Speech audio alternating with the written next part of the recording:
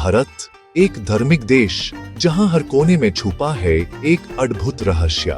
देवियों और देवताओं, आप सभी का हार्दिक अभिनंदन है।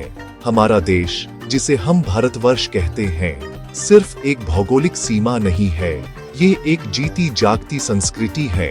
एक ऐसी परंपरा है जिसकी जड़ें हजारों साल पुरानी है। यहाँ की मिट्टी में विश्वास है, यहाँ की हवा में भक्ति है और यहाँ के लोगों के दिलों में आस्था का सगर लहराता है। इस पवित्र भूमि पर अनेकों तीर्थ स्थल हैं, लेकिन कुछ स्थान ऐसे हैं जिनकी महिमा का वर्णन शब्दों में करना भी मुश्किल है। ये वो स्थान है जहाँ स्वयं भगवान शिव ज्योति के रूप में, यानी एक प्रकाश पुंज के रूप में विराजमान है। इन्हें हम ज्योतिर्लिंग के नाम से जानते हैं। पुराणों के अनुसार ऐसे 12 स्थान हैं जहां भगवान शंकर प्रकट हुए थे। इन स्थानों की यात्रा करना, इनके दर्शन करना जीवन के सबसे बड़े सौभाग्य में से एक माना जाता है। ये सिर्फ पत्थर की मूर्तियां नहीं, बल्कि अनंत ऊर्जा के स्रोत हैं जो हर भक्त को अपनी ओर खींच लेते हैं। तो आइए देवियों और सज्जनों, हमारे साथ इस आध्यात्मिक सफर पर चलिए। आज हम जानेंगे भारत के 5 अलौकिक ज्योतिर्लिंग के बारे में। हम उनकी कहानियों, उनकी महिमा और उनके पीछे छुपे रहस्यों को समझने की कोशिश करेंगे। तो कंप्यूटर जी, इस अद्भुत यात्रा को शुरू किया जाए। लॉक कर दिया जाए? बिल्कुल, चलिए शुरू करते हैं।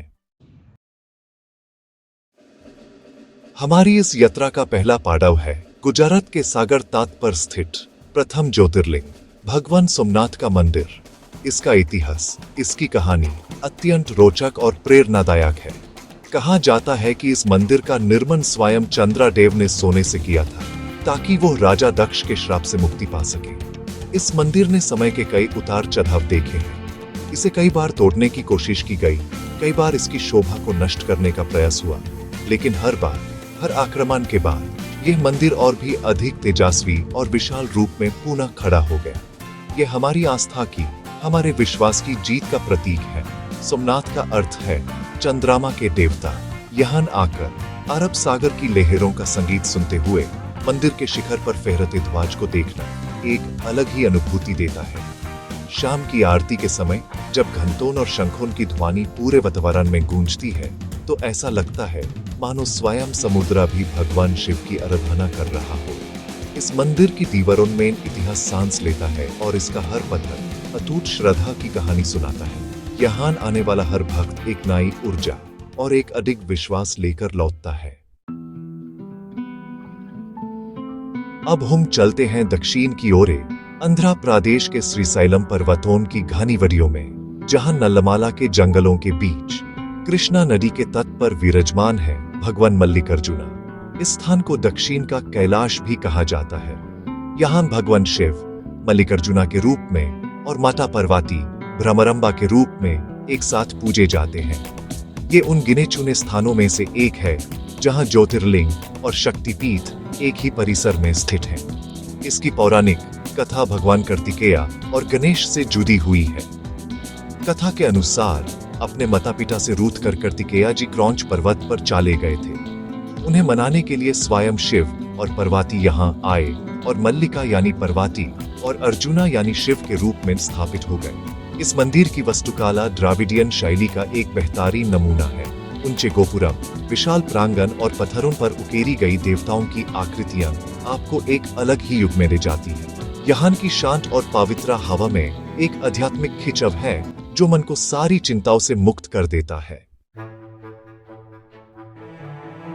हमारा अगला पड़ाव है मध्य प्रदेश की पवित्र नगरी उज्जैन। शिप्रा नदी के तट पर यहाँ स्थित है कालोन के काल महाकालेश्वर ज्योतिर्लिंग।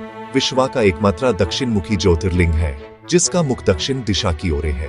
तंत्र विद्या में इस दिशा का विशेष महत्व है क्योंकि ये मृत्यु और काल की दिशा मानी जाती है।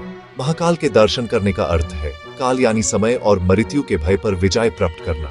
यहाँ की सबसे अनोखी और प्रसिद्ध परंपरा है भस्म आरती। ये आरती प्रतिदिन सुबह सूर्योदय से पहले लगभग 4 बजे होती है, जिसमें ताजी चीता की भस्मा से भगवान महाकाल का श्रृंगार किया जाता है।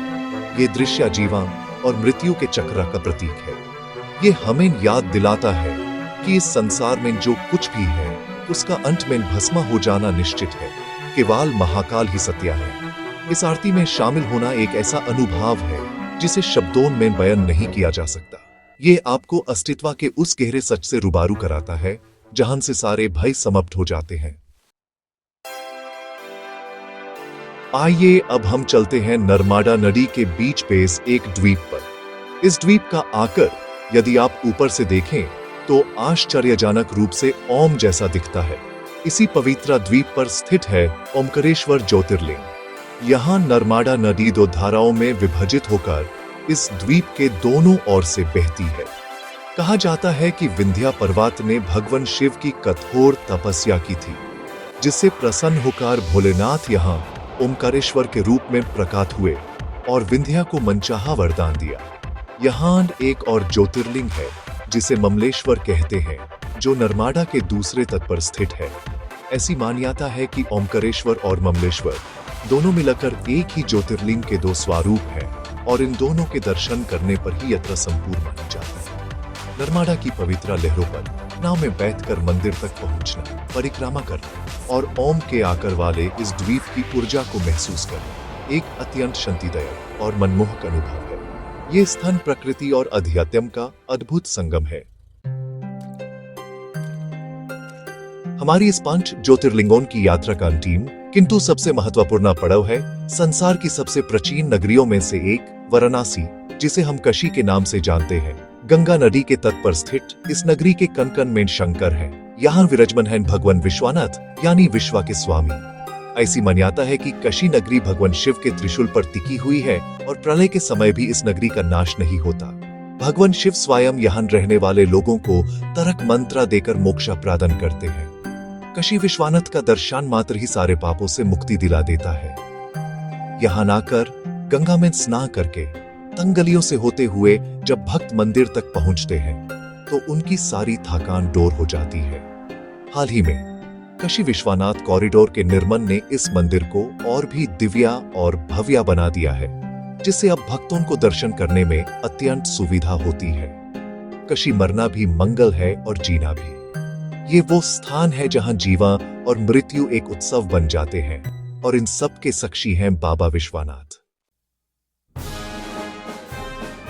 तो देवियों और सज्जानों, ये थी हमारे देश के 5 परम पवित्र ज्योतिर्लिंगों की एक झलक। सोमनाथ के पुनरुत्थान से लेकर महाकाल की भस्म आरती तक, ओमकारेश्वर के प्राकृतिक सौंदर्य से लेकर काशी के मोक्षदायी तक, हर स्थान की अपनी एक अलग कहानी है, एक अलग अनुभूति है।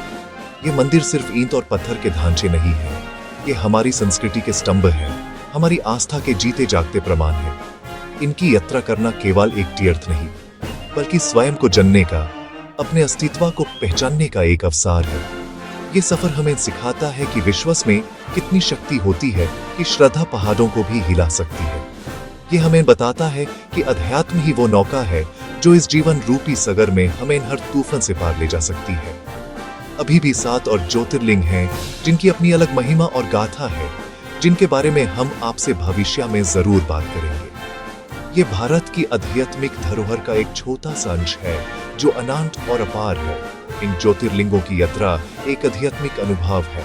क्या आप इनमें से किसी को देख चुके हैं? अपना अनुभव हमसे जरूर साझा करें। हमें कमेंट सेक्शन में बताएं कि आपको यह यात्रा कैसी लगी और आप अगले एपिसोड में किन ज्योतिर्लिंगों के बारे में जानना चाहेंगे। तब तक के लिए शुभ रात्रि, शब खैर, गुड नाइट। हर हर महादेव।